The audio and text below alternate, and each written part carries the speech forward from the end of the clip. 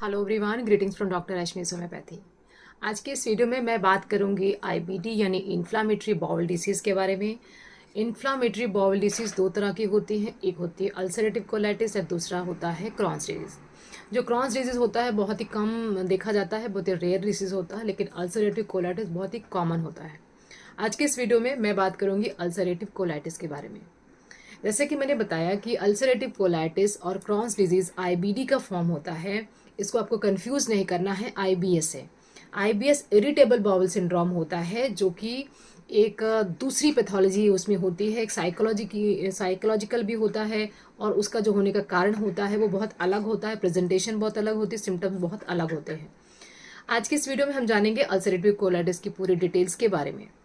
Ulcerative colitis, इस जो word है ये बना हुआ है दो शब्दों से, अल्सरेटिव एंड कोलाइटिस।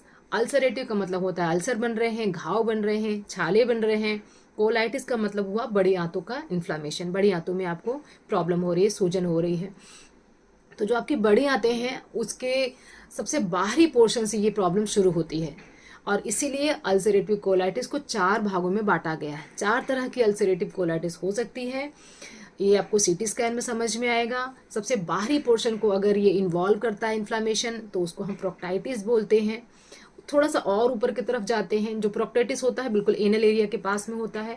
अगर हम थोड़ा सा और असेंड करते हैं, कोलन की तरफ ऊपर की तरफ जाते हैं, तो उसको हम प्रोक्टोसिग्माइटिस बोलते हैं। और थोड़ा सा और जाते हैं तो उसको लेफ्ट साइडेड कोलाइटिस बोलते हैं। और अगर आपकी पूरी बड़ी आंत में इन्फ्लामेशन फैल गया तो उसको हम पैन कोलाइटिस बोलते हैं। जो अल्सरेटिव कोलाइटिस होती है, इस ये चारों तरह की जो कोलाइटिस होती है, इसके जो सिम्टम्स होते हैं सारे सिमिलर ही होते हैं। सबसे पहला सिम्टम इसमें होता है, क्योंकि ये इन्फ्लामेशन हो रहा है, तो सबसे पहली चीज़ जो देखने को मिलती है वो है फीवर। पेशेंट को हमेशा फीवर बना रहता है, और ये फीवर फ्लक्चुएट करता रहता है। साथ के साथ पर्सन को दर्द भी होता है। जो दर्द होता है काफ़ी ज़्यादा excruciating cramping type of pain होता है। जैसे ही पर्सन कुछ खाता है तुरंत उनको रश करना होता है, क्योंकि जो आंतें होती हैं बिल्कुल टॉलरेट नहीं कर पाती हैं फूड को। खाना खाने के थोड़ी देर बाद उनको भाग करके स्टूल पास करने जाना होता है। इसमें क्या होता है कि जब हम खाना खाते हैं तो खाना बहुत तेज़ी से पेट के थ्रू होते हुए उस आंतों में आ जाता है, और वहाँ से बहुत तेज़ी से बाहर निकल जाता है। तो एक तरह से जो न्यूट्रिशन होता है खाने का वो आपको पूरी तरह से नहीं मिल पाता है। तो बाकी जो सिम्टम्स होते हैं वो आपके इस तरह से आते हैं। क्योंकि न्यूट्रिशन नहीं मिल पाया तो आपकी बॉडी का वेट कम होता चला जाएगा, आपको अनीमिया हो सकता है, लेथार्जी हो सकती है, यानी कुछ करने का मन नहीं हो रहा, ऐसे सिम्टम हो सकते हैं। जो आप स्टूल पास करते हैं वो ब्लडी होते हैं, काफ़ी ज़्यादा पेनफुल होते हैं।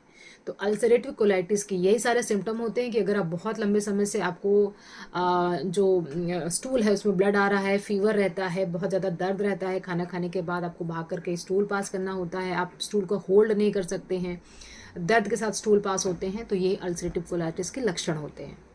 अगर हम बात करें अल्सरेटिव कोलाइटिस के कारणों की, तो अल्सरेटिव कोलाइटिस का कोई कारण अभी तक ऐसा नहीं हुआ जिस पे सब लोग एग्री कर पाएँ। कुछ लोगों का कहना है कि ये खान पान और लाइफस्टाइल की बीमारी है, तो कुछ लोगों का कहना है कि जेनेटिक इन्फ्लुएंस है। वैसे जेनेटिक इन्फ्लुएंस इसमें देखा जाता है, करीब 30% ऐसे लोग हैं जिनके परिवार में अल्सरेटिव कोलाइटिस अगर रहता है तो उनको होने के चांसेस बढ़ जाते हैं। लेकिन एक ऐसा तथ्य, एक ऐसा व्यू जिस पे ज़्यादातर लोग एग्री करते हैं, वो है auto immune disorder. Ulcerative colitis एक ऑटो इम्यून डिसऑर्डर है, जिसका मतलब ये हुआ कि आपकी शरीर ही इस बीमारी को पनपती है, आपकी शरीर ही इस बीमारी को आगे बढ़ाती है। आपका जो इम्यूनिटी है वो अपने आप अपने शरीर को खोखला करने लगती है, बजाय कि अपने बॉडी को बचाने की। जब आप खुद के अपने दुश्मन बन जाते हैं वही होता है ऑटो इम्यून डिसऑर्डर में। इसीलिए ऐसी बीमारियों का इलाज करना भी बहुत मुश्किल होता है, क्योंकि बीमारी अंदर ही होती है। अगर बाहर से कुछ चीज़ आई होती है जैसे वायरस बैक्टीरिया, उसका ट्रीटमेंट बहुत आसान है, लेकिन अगर आपकी इम्यूनिटी गड़बड़ हो जाती है तो उसका ट्रीटमेंट बहुत मुश्किल हो जाता है। जितनी भी ऑटो इम्यून डिसऑर्डर्स होती हैं उसका एक पैटर्न होता है। बहुत सारी ऑटो इम्यून डिसऑर्डर्स हैं, जैसे कि ज़ोगन सिंड्रोम होता है, विटिलिगो होता है, या दूसरी और कंडीशंस होती हैं जिसमें फ्लेयर अप्स एंड रिमिशंस होते हैं। मतलब जो भी बीमारी होती है थोड़ी देर के लिए ऊपर चढ़ती हुई से लगती है, ऐसा लगता है सारे सिम्टम्स बढ़ करके आते हैं, और उसके बाद थोड़े समय तक वो शांत हो जाता है। उसके बाद उसको कोई प्रॉब्लम नहीं होती, एक नॉर्मल सा फेज जाता है, उसके बाद फिर से ये फ्लेयर अप्स एंड रेमिशंस होते हैं। तो बीमारी चढ़ती उतरती रहती है, ये एक ऑटो इम्यून बीमारी का लक्षण होता है। इसी तरह से अल्सरेटिव में भी होता है कि कुछ समय तक पेशेंट ठीक रहेगा, जब आपके पास पहली बार पेशेंट आता है तो आपको यही बताता है कि मुझे 4-5 महीने पहले ऐसा ऐसा हुआ था, बहुत लूज मोशन, बहुत ज़्यादा मुझे फीवर आता था, अभी मैं ठीक हूँ, या फिर से मुझे अभी 2-4 दिन से ऐसा प्रॉब्लम होने लगी है। तो ये सारे जो लक्षण होते हैं ये हमेशा ऑटोइम्यून डिसऑर्डर के ही होते हैं। अल्सरेटिव कोलाइटिस और क्रॉन डिजीज में बहुत ज़्यादा डिफ्रेंशिएट किया जाता है, और हमारे एग्जाम में भी, हमारे जब पैथोलॉजी का एग्जाम होता था उसमें पूछा जाता था कि अल्सरेटिव कोलाइटिस और क्रॉन डिजीज का डिफरेंस बताइए। तो ये वीडियो रेडी करने से के टाइम पे मुझे अपने कॉलेज के डेज याद आ गए, क्योंकि बहुत ज़्यादा लेंदी क्वेश्चन होता था, बहुत मतलब 20 मार्क्स का तो ये क्वेश्चन आता था हमें। तो डिफरेंस बता देती हूँ कि क्या क्या होते हैं क्रॉन्स डिजीज़ और अल्सरेटिव कोलाइटिस में। माइनर सा डिफरेंस है इसमें, जो साइट होती है, जो क्रॉन्स डिजीज़ का साइट है और जो अल्सरेटिव कोलाइटिस का साइट है, यानी कहाँ वो बीमारी होगी, कहाँ वो बीमारी होगी, वहाँ पर मेन अंतर होता है। जो क्रॉस डिजीज होती है मेनली आपकी इलियम, यानी जो आपकी छोटी आंतें होती हैं उसके लास्ट पार्ट से उसके फर्स्ट पार्ट में, मेनली ये लाभ के स्मॉल इंटेस्टाइन पे होती है। जो आपकी अल्सरेटिव कोलाइटिस है ये लार्ज इंटेस्टाइन के लास्ट पार्ट में होती है। जो क्रॉस डिजीज होती है ये स्किप लीजन्स होते हैं, मतलब बीमारी छोड़ छोड़ करके आगे जाती है। हो सकता है इंटेस्टाइन में हो, पेट को छोड़ दे, उसके बाद इसोफेगस में पहुंच जाए, या इसोफेगस को छोड़ दे आंखों में भी जा सकती है क्रॉस डिजीज। तो ये बीमारी इंटेस्टाइन के बाहर भी जाती है, आंतों से बाहर भी जाती है। अल्सरेटिव कोलाइटिस आंतों में ही रहती है। इसके अलावा जो क्रॉस डिजीज होती है वो ट्रांसम्यूरल होती है, मतलब आपकी जो आंतें हैं, आंतों की जितनी भी परतें हैं, म्यूकोसा है, सब म्यूकोसा है, ये सारी चीज़ों को आगे तक निकलती हुई चली जाती है, मतलब उसके अंदर तक इसका इन्फेक्शन जा सकता है। अल्सरेटिव कोलाइटिस सिर्फ म्यूकोसा और सब म्यूकोसा तक जाती है, इसमें होल्स वगैरह होने के चांसेस नहीं रहते हैं, क्योंकि आपकी क्रॉस डिजीज सारी वॉल्स को कवर कर सकती है। जैसे आप मान सकते हैं कोई पाइप है, उस पाइप को छेद तक कर सकती है, होल बना सकती है। क्रॉस डिजीज ऐसी बीमारी होती है, इसीलिए क्रॉस डिजीज में फिस्टुला, एब्सेस वगैरह ज़्यादा बनते हैं।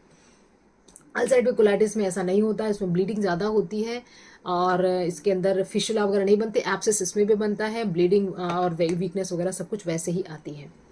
अल्सरेटिव कोलाइटिस का एक मेन ड्रॉबैक ये होता है कि इसके कैंसर होने का चांसेस ज़्यादा होता है। अगर बहुत समय तक ये नॉन हीलिंग अल्सरेटिव कोलाइटिस है तो ये कैंसरस भी हो सकता है, और कैंसर्स होने के चांसेस क्रॉस डिजीज में भी होते हैं, लेकिन अल्सरेटिव कोलाइटिस से कम होते हैं। तो क्योंकि काफ़ी ज़्यादा सिमिलरिटी है दोनों में, इसीलिए इन दोनों को आईबीडी बोला जाता है, इन्फ्लेमेटरी बाउल डिजीज़ बोला जाता है। दोनों ही ऑटोइम्यून डिसऑर्डर होती हैं और दोनों का ही ट्रीटमेंट बहुत मुश्किल होता है। बहुत सारी चीज़ें आपको ध्यान रखना होगा अगर आप इसमें से किसी भी एक बीमारी से ग्रसित हैं। जैसे कि अगर आपको अल्सरेटिव कोलाइटिस है तो सबसे ज़रूरी जो ध्यान देना है कि आपको उठने का समय निश्चित करना है, खाने का समय आपको निश्चित करना है। एक समय पर आप ज़्यादा खाना नहीं खाएं, एकदम से लोड बढ़ जाएगा आपके पेट के ऊपर, वो डाइजेस्ट नहीं हो पाएगा सही से। खाने को थोड़े थोड़े पोर्शन में, 4 से 5 पोर्शन में करके ही खाना है। खाने में फाइबर ज़्यादा लेना है, न्यूट्रिएंट्स आपको ज़्यादा लेने हैं। और तो जितना न्यूट्रिएंट्स लेना सारे आपको एब्जॉर्व नहीं होंगे, क्योंकि खाना जल्दी से बाहर निकल जाता है, जल्दी से स्टूल में कन्वर्ट हो जाता है। लेकिन अगर आप ज़्यादा रिच लेंगे तो कुछ ना कुछ पोर्शन आपको ज़रूर उसका मिलता रहेगा। अब हम बात करते हैं ट्रीटमेंट के बारे में। जैसे कि मैंने बताया, एक ऑटोइम्यून डिसऑर्डर होता है, मुश्किल होता है इसका ट्रीटमेंट। लेकिन अगर आपको अल्सरेटिव कोलाइटिस आया है तो होम्योपैथी इसमें क्या कर सकती है। इसमें कोई भी रैंडम होम्योपैथिक मेडिसिन काम नहीं आती हैं कि मैं आपको नक्सवामिका बता दूं तो आप उससे ठीक हो जाएंगे, मैं आपको मर्कसोल बता दूं आप उससे ठीक हो जाएंगे। अल्सरेटिव कोलाइटिस या कोई भी ऐसी बीमारी जिसमें ऑटो इम्यून प्रॉब्लम आ जाती है, उसमें ज़रूरी हो जाता है पेशेंट की पूरी पिक्चर चाहिए, पूरी डिटेल चाहिए, पूरी फैमिली हिस्ट्री चाहिए, मेडिकल हिस्ट्री चाहिए, उसकी लाइफस्टाइल कैसी है, एडिक्शन तो नहीं है उसको, स्मोकिंग तो नहीं करता, अल्कोहल तो नहीं लेता, स्पाइसी फूड तो नहीं लेता ज़्यादा। इवन इसका मेंटल सिम्टम्स भी बहुत ज़रूरी हो जाता है। तो हर चीज़ को अगर हम ध्यान में रख कर के कॉन्स्टिट्यूशनल मेडिसिन निकालते हैं तो लॉन्ग टर्म में आपकी ये हेल्प करती है। बिना किसी कॉन्स्टिट्यूशनल मेडिसिन के कितने भी आप दवाइयाँ ले लेंगे, अल्सरेटिव कोलाइटिस कभी ठीक नहीं होता है, और अगर बहुत दिनों तक ये बना रहेगा तो कॉम्प्लिकेशन इसके हो जाते हैं। तो इसीलिए ज़रूरी है कि आप एक प्रॉपर होम्योपैथिक ट्रीटमेंट लें। ऑल्दो इसका जो सही इलाज होता है वो कॉन्स्टिट्यूशनल मेडिसिन होता है, लेकिन कुछ दवाइयाँ हैं जो बहुत रेगुलरली पेशेंट की कॉन्स्टिट्यूशनल मेडिसिन बन करके निकलती हैं। जैसे कि नक्सवामिका एक ऐसी दवा है, अगर आप ऐसी जगह से आते हैं कि आपने अल्सरेटिव कोलाइटिस के लिए 4 से 5 साल तक लगातार दवाइयाँ खाई हैं ठीक करने के लिए, तरह तरह की हर्ब्स लिए हैं, स्टेरॉइड्स लिया है, जितनी भी तरह कैंसर्स हैं या जितनी भी तरह की दवाइयाँ हो सकती हैं, आपने हर तरह की दवाई खा करके लास्ट में आप होम्योपैथी में आए हैं, तब आपके लिए जो दवा सूटेबल होती है वो होती है नक्सवामिका। इसको हम सबसे पहले देते हैं बैड इफ़ेक्ट्स ऑफ प्रीवियस जो ड्रग्स आपने लिए हैं उनको दूर करने के लिए। साथ के साथ अगर अल्सरेटिव कोलाइटिस ऐसे लोगों के अंदर है जिनके अंदर बहुत लंबी हिस्ट्री है अल्कोहल लेने की, बहुत सीडेंट्री लाइफस्टाइल है, बहुत ज़्यादा तेल मसाले वाली चीज़ें खाना पसंद है, स्मोकिंग वगैरह करते हैं, पार्टी वगैरह ज़्यादा करते हैं जिसमें आप बहुत तरह तरह की जो सॉल्टी स्पाइसी चीज़ें, पैकेज चीज़ें आप लेते हैं, तो उन केसेस में नक्सवामिका एक ऑप्शन बन जाता है। और सारे सिम्टम्स भी मैच करना ज़रूरी है, लेकिन ये इंडिकेशंस काफ़ी होते हैं आपको नक्सवामिका को सेलेक्ट करने के लिए। नक्सवामिका के अंदर जब पेशेंट स्टूल पास करने जाता है तो बहुत रश करके तो जाता है, लेकिन उसको ऐसा सेटिस्फैक्ट्री स्टूल पास हुआ ऐसा नहीं लगता है। थोड़ी देर बाद बाहर आता है, फिर से बाहर जाता है और घंटों घंटों वो अपना टाइम अपने वॉशरूम में वेस्ट करता है। उसको लगता है कि थोड़ी देर और बैठ जाऊँ तो शायद मुझे सेटिस्फैक्शन हो जाएगी, और इसी चक्कर में उसका पूरा टाइम वेस्ट होता रहता है। तो ये एक नक्सवामिका एक बहुत अच्छा ऑप्शन बनता है अल्सरेटिव कोलाइटिस की पहली दवा के रूप में। जो अगली दवा है वो है मरकोर। मरकोर जानी जाती है ब्लडी स्टूल के लिए, जिसमें स्टूल में बहुत ज़्यादा ब्लड आता है, बहुत ज़्यादा टेनिस्मस होता है, मतलब मरोड़ बहुत ज़्यादा बनती है। जितनी बार भी स्टूल पास करेगा उतनी बार उसको मरोड़ के साथ स्टूल पास होता है।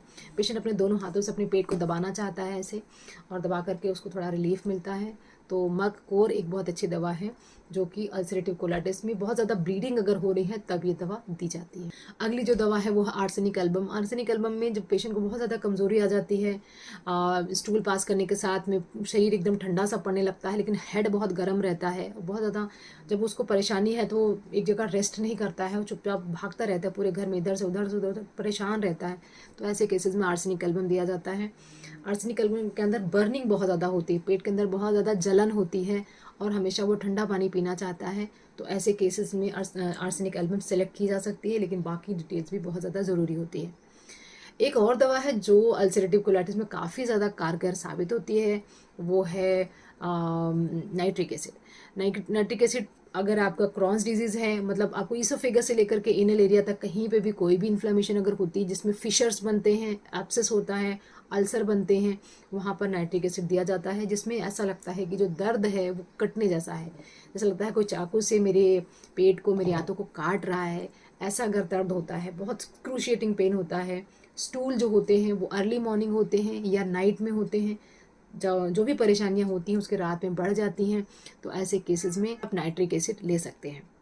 एक बहुत ही अच्छी दवा है जो आप ले सकते हैं अल्सरेटिव कोलाइटिस के केस में, जिसमें आपको बहुत ज़्यादा डायरिया लाइक स्टूल रहता है और दर्द भी बहुत ज़्यादा होता है। स्टूल पास करने के बाद आपको बहुत ज़्यादा स्वेटिंग होती है, वीकनेस बहुत ज़्यादा हो जाती है और आधा घंटा पौना घंटा तक आप उठ नहीं सकते हैं। ऐसी केस में एक दवा काम आती है, वो है होलर हिनाड एंटी डायसेंट्रिका। ये जो दवा है इसको सभी लोग ले सकते हैं, बहुत ज़्यादा सिम्टम्स के साथ मैच करने की ज़रूरत नहीं है। एक जेम रेमेडी है ये जिसको आप ले सकते हैं। नाम फिर से रिपीट करती हूँ, इसका नाम है होलर हिना एंटी डायसेंट्रिका। ये जो दवा होती है अल्सरेटिव कोलाइटिस या किसी भी तरह का ये जो ब्लडी डायरिया होता है उसके लिए बहुत ही ज़्यादा अच्छी दवा है। तो इसको आधे ग्लास पानी में मिला करके 10-10 बूंदें आपको लेनी है। बाकी जो दवाइयाँ बताई हैं अगर आपके साथ सिम्टम मैच होते हैं तभी लेनी है, वो भी आपको स्टार्ट करना है 30 CH से। 30 पोटेंसी की दवा आपको लेनी है, 4 बूंदें सीधे जीभ पर, या अगर आपको जलन होती है तो 1 चम्मच पानी में डाल करके जो भी दवाइयाँ मैंने बताई इनको आप ले सकते हैं। बेटर रहेगा कि अगर आपको confirmed case of ulcerative colitis है तो किसी डॉक्टर के अंदर ही इसका ट्रीटमेंट कराएं, क्योंकि इसकी जो दवाइयाँ होती हैं समय समय पर बदलती रहती हैं। जैसे आपके सिम्टम्स में सुधार होगा वो दवाइयाँ बंद करके कोई दूसरी दवाई आपकी शुरू की जा सकती है। अगर आप मुझसे डायरेक्टली बात करना चाहते हैं तो कॉल मी फॉर ऐप का यूज़ कर सकते हैं, जिसकी बाकी की डिटेल्स आपको यूट्यूब के डिस्क्रिप्शन में मिल जाएगी। अगर आप मेरे साथ कंसल्टेशन बुक करना चाहते हैं जो कि जूम या फ़ोन कंसल्टेशन हो सकता है, तो उसके लिए आप ऑटोमेटिक अपना अपॉइंटमेंट बुक कर सकते हैं। क्लिनिक के व्हाट्सएप नंबर 7017991940 पर व्हाट्सएप करिए, अपनी स्लॉट को चूज़ करिए, अपना जो ट्रीटमेंट प्लान वो चूज़ करिए और आपका अपॉइंटमेंट फिक्स हो जाएगा। Wishing you very good health. Thanks for watching.